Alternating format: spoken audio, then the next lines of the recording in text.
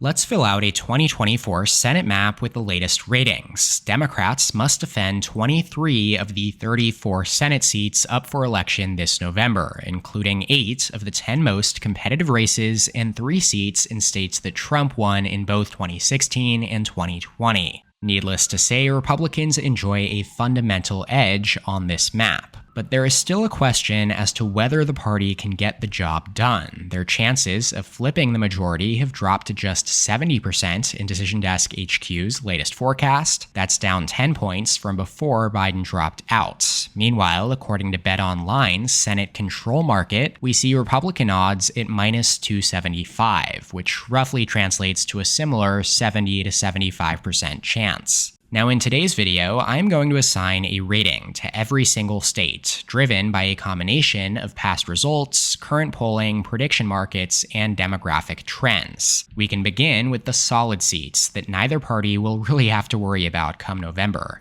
Generally speaking, these safe states are those I expect either party will carry by more than 10 percentage points. They each have a high degree of partisan lean in one direction, having voted for Biden or for Trump by a very wide margin in the 2020 election. Starting with the safe Democrat states down the Pacific coast, we have Washington, where 4-term Democrat Maria Cantwell is running for re-election. She was most recently re-elected in 2018 with 58% of the votes. Now, the state of Washington has not elected a Republican to the Senate since 1994, and it did vote for Joe Biden by 19 points in 2020. Down in California, long-term incumbent Democrat Dianne Feinstein passed away last October, and LaFonza Butler was appointed by Gavin Newsom to replace her. Butler opted against running for a full term, as several notable Democratic U.S. representatives had already entered the race to succeed Feinstein. LA area Congressman Adam Schiff advanced to the general election via the non-partisan primary held on Super Tuesday, beating out Congresswomen Katie Porter and Barbara Lee. Schiff will face Republican Steve Garvey, a former LA Dodger, in what should be an easy win for Schiff. California went to Biden by 29 points in 2020, and Schiff has led in both of the polls thus far by at least 20 points. As for the Aloha State, Hawaii, incumbent Democrat Mazie Hirono is seeking a third term. She was reelected in 2018 with 71% of the votes. That was the largest share for a candidate of either party in that cycle. Let's head over to New Mexico now, where 2-term Democrat Martin Heinrich was reelected in 2018 with 54% of the votes in a 3-candidate race. Now, Heinrich is running for a third term 4 years after Biden comfortably won New Mexico by 11 points. Both polls here also show Heinrich with a strong advantage. This latest one in late August, surveyed by Emerson College in The Hill, has him up by 12, and so New Mexico is another safe blue state on the map. Up in Minnesota, 3-term Democratic incumbent Amy Klobuchar was reelected in 2018 with 60% of the votes. She is running for another term and has won each of her previous Senate contests by more than 20 percentage points. So while Minnesota is a relatively competitive state in presidential elections, having voted for Hillary Clinton by just 1.5 points in 2016, and then Biden by 7 in 2020, Democrats still have to feel pretty certain in their chances to win this seat, with an electoral powerhouse like Klobuchar on the ballot. Shifting over to the Commonwealth of Virginia, 2-term incumbent Senator Tim Kaine, who was Hillary Clinton's running mate in 2016, was reelected in 2018 with 57% of the votes. Now, outside of Governor Glenn Youngkin's surprise victory in 2021, Virginia has not voted for a Republican in a major statewide election since 2009, and it did trend 5 points more Democratic at the presidential level between 2016 and 2020. Handing Biden a 10-point margin of victory. Now, all 4 polls here do show Kaine up by double-digit margins over Republican Hung Cao, and so back on our map, it is another safe blue seat. Democrats should also hold a bunch of states up here in the Northeast, starting in New York, where incumbent Democrat Kirsten Gillibrand is running for a third full term. She was first appointed to the Senate in January of 2009 after Hillary Clinton resigned to become Secretary of State under President Obama, and was most recently reelected in 2018 with 67% of the votes. New York Republicans selected former NYPD detective Mike Sapercone as their preferred candidate to challenge Gillibrand, but he will face an uphill battle in this Biden plus 23 state. Up in Vermont, the bluest state in the nation, three-term independent Bernie Sanders, who caucuses with the Democratic Party, will hold this seat as a quasi-Democrat hold. And just down south, we have the second most Democratic state in the nation, Massachusetts, where another former presidential candidate, incumbent Democrat Elizabeth Warren, was reelected in 2018 with 61% of the votes. Like Sanders, she will win easily come November. Down in Rhode Island and Connecticut, both states have three-term incumbents running for re-election, Sheldon Whitehouse in Rhode Island and Chris Murphy in Connecticut. They were both re-elected in 2018 by greater than 20-point margins, and Harris should win both of these states by at least 15 points.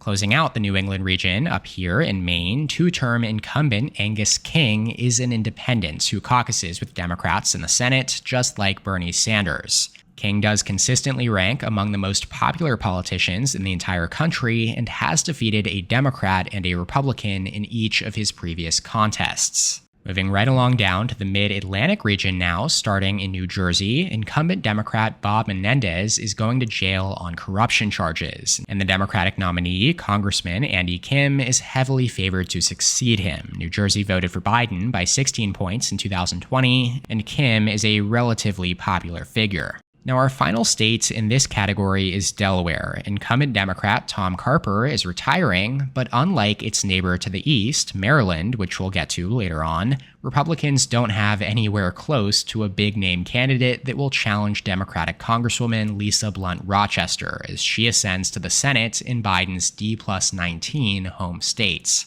Alrighty, 14 Democratic holds are on the board now as the party total has been lifted all the way up to 42 seats. That's 8 seats short of the minimum required to maintain their majority. That is, if Kamala Harris wins the presidency and her running mate Tim Walz retains the tie-breaking vote. However, if Trump wins, Democrats would then need to secure 51 seats to ensure a majority, leaving absolutely no room for error, and you'll see why as we go through the safe Republican states. The first solid red state is here in Utah. One-term Senator Mitt Romney has declined to seek a second term. He was likely to face serious Republican primary competition if he did run after he voted to impeach President Trump twice. Now the Republicans have nominated Congressman John Curtis, who will certainly cruise in November as no Democrat has been elected to the Senate here in Utah since the 70s. Over in Wyoming and Nebraska's regular election, two-term Republicans John Barrasso and Deb Fischer were both reelected in 2018 by significant margins and are both running for a third term in these solid Trump states. As for the special election in Nebraska, Pete Ricketts is running as an unelected incumbent, simultaneously to the regular election here. Ricketts was appointed to replace Ben Sasse and will ride Trump's coattails here in November as well. North Dakota and Missouri both feature one-term incumbents, Kevin Cramer and Josh Hawley, who unseated Democrats in 2018. Cramer defeated Heidi Heitkamp by an 11-point margin in North Dakota, while Hawley defeated Claire McCaskill by 6 points in Missouri. Now here in 2024, both of them should win second terms by much wider margins, running as incumbents now and in a presidential year, as both North Dakota and Missouri are deep red states at the presidential level. Then over in Mississippi and Tennessee, two-term Senator Roger Wicker and one-term Senator Marsha Blackburn are both running for re-election in states that have not elected Democrats to the Senate since the 80s. And again, Mississippi and Tennessee are reliable Republican states here in the solid South. Up in the Midwest now, in the state of Indiana, Republican incumbent Mike Braun is running for governor instead of seeking re-election to the Senate, and Congressman Jim Banks is almost certain to succeed him as the Republican nominee. Donald Trump won Indiana by 16 points in 2020, and Braun flipped this seat from blue to red by 6 points in 2018, which was otherwise a relatively strong year for Democrats across the country. Finally, in West Virginia, incumbent Democratic Senator Joe Manchin's retirement all but secured this seat as a GOP flip. And to put the cherry on top, Republicans selected popular sitting Governor Jim Justice as their nominee in what should be a 30 to 40 point landslide win for him in November. Now that brings the Republican total up to 48 seats, already 2 shy of a majority with a Trump win, and even just 3 shy with a Trump loss. Now, as I had mentioned at the start of the video, Democrats are faced with the difficult task of defending 8 of the remaining 10 competitive seats, including 2 in the Trump-won states of Montana and Ohio, and 5 more in states that Joe Biden won by less than 3 percentage points in 2020: Nevada, Arizona, Wisconsin, Michigan, and Pennsylvania. The only Republican-held seats remaining here are in Texas and in Florida. Those are truly the only semi-plausible opportunities for Democrats to go on the offensive. They will mostly be playing defense everywhere else, as there does exist a scenario where Republicans could win up to 57 or even 58 seats in a landslide. Of course, that being said, national polling does suggest we're unlikely to see a true wave in either direction, as Harris currently leads Trump by less than 2 points nationally, which is right in that gray area of where she would need to be to win the Electoral College. On that note, I also want to make sure I highlight here that since the 2024 Senate elections will occur simultaneously as the presidential race, it's highly likely that split-ticket voting will further decline from the already record lows that we have observed in recent elections.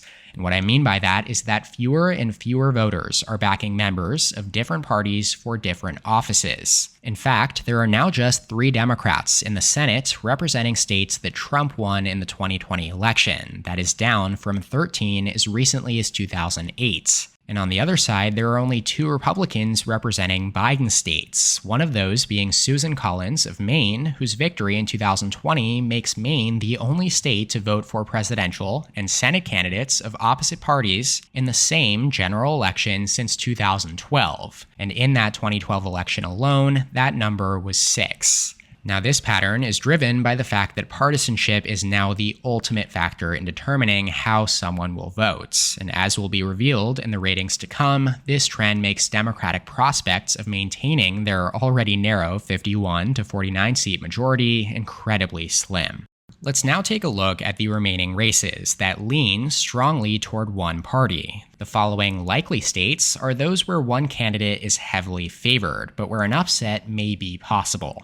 On the Democratic side, Maryland is the lone state that fits that bill. It's one of the bluest states in the nation, as it voted for Biden by 33 percentage points in the 2020 election, his 3rd best performance in the country, and it has not elected a Republican to the Senate in more than 40 years. So, clearly, the fact that it is only labeled as likely here means there must be a special circumstance, and that is that the 3-term Democratic Senator Ben Cardin is retiring, and Republicans have nominated former Governor Larry Hogan, who not only won 2 statewide elections as a Republican in Maryland, but left office in 2023 as one of the most popular governors in the entire country with a near 80% approval rating. That's practically unheard of in today's environments, and a big reason why Hogan's entry into this race has been a cause of concern for Democrats. Now, their nominee, Angela Alsobrooks, is neither a strong nor a weak candidate per se, and the polls do still show her in the lead on average, by 5.5 points per Real Clear polling.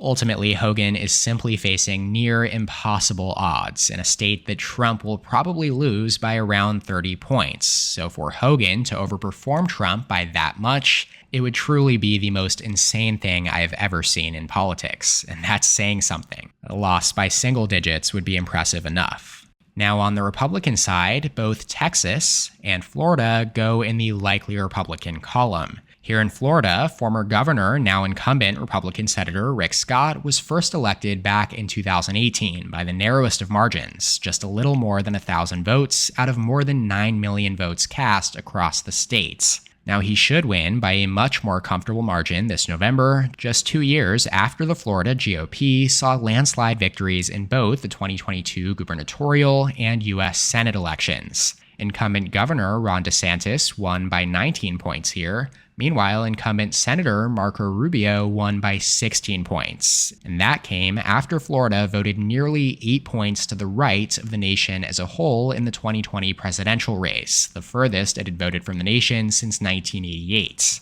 Now here in the 2024 polls, we do see Scott consistently leading Democrat Debbie Mucarsel-Powell, a former congresswoman, by around 4 to 8 points. As for the state of Texas, two-term Republican incumbent Ted Cruz is running for re-election and is unlikely to face as strong opposition as he did in 2018, when he defeated Beto O'Rourke by just 2.5 points.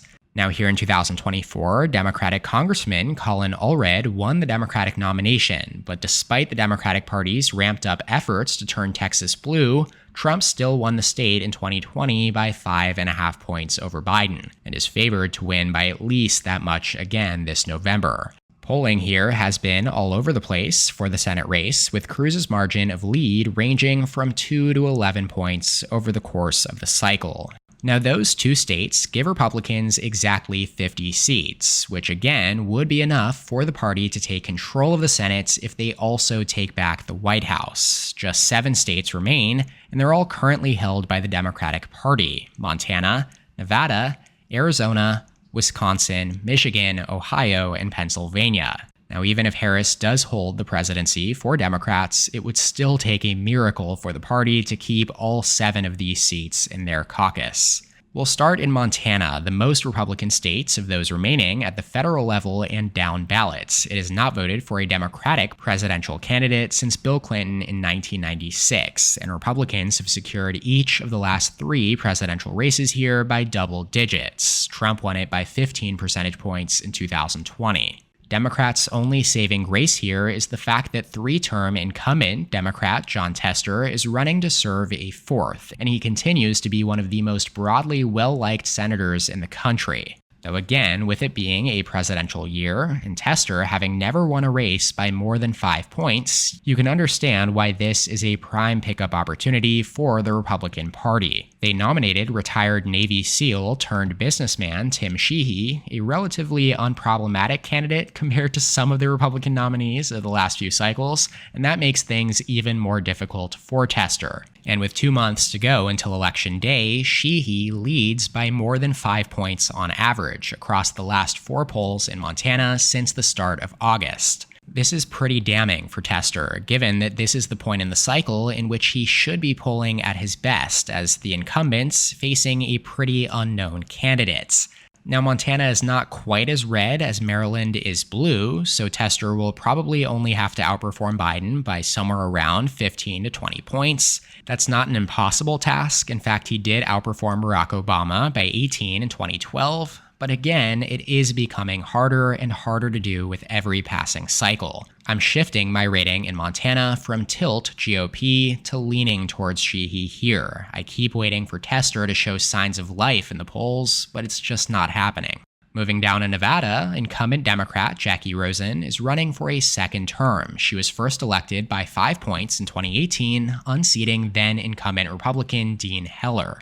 Now, Nevada is, of course, a key presidential battleground, as Joe Biden carried it by 2.4% in 2020, the same margin as Hillary Clinton in 2016, even though the national environment became more Democratic between those cycles. Republicans managed to flip the governor's office in 2022, came within a point of unseating Catherine Cortez Masto in the Senate race, and received more votes for U.S. House than Democrats across the state's 4 U.S. House districts for the first time in decades. Now, in 2024, Rosen does have a slight fundamental edge, simply as the incumbent, but it helps that she is reasonably popular and is likely to outperform Harris by a couple of points. As things currently stand, the polling landscape is fantastic for Democrats here. Rosen leads by more than 10 points on average, with the last 6 polls, all surveyed in the month of August, ranging from Rosen +9 to Rosen +14. Now, her opponent, Sam Brown, a U.S. Army veteran, is another pretty decent candidate here for Republicans, but is yet to make any real headway. I've got Nevada down as leaning Democrat now on my updated map, shifting from tilt blue. Down in Arizona now, incumbent Senator Kyrsten Sinema is not seeking another term. She was first elected in 2018 as a Democrat and then left the Democratic Party in 2022 to officially become an independent. She initially filed to run for re-election as an independent, setting up what would have been a fascinating three-way contest between herself, Democratic Congressman Ruben Gallego, and 2022 Republican gubernatorial nominee Kari Lake. Ultimately, Sinema opted against running, though, leaving a Gallego and Lake head-to-head matchup. And this is another race in which Democrats have to feel good, given the polling, as Gallego leads by 7.3% based on the latest 4 polls, ranging from Gallego +3 to Gallego +15. A massive range there, though scrolling down you do see consistency in the fact that Lake has yet to lead in a single poll going all the way back to the month of January. It wasn't too long ago that Republicans were dominating statewide elections in Arizona. They had won 16 of 17 presidential races between 1952 and 2016. Though starting in 2018, Democrats have now won the last 3 U.S. Senate races, the 2020 presidential race, and the 2022 gubernatorial contest, in which Lake was the Republican candidate. It's this trend, along with Gallego's significant polling advantage right now, that's enough for me to place Arizona in the lean Democrat category.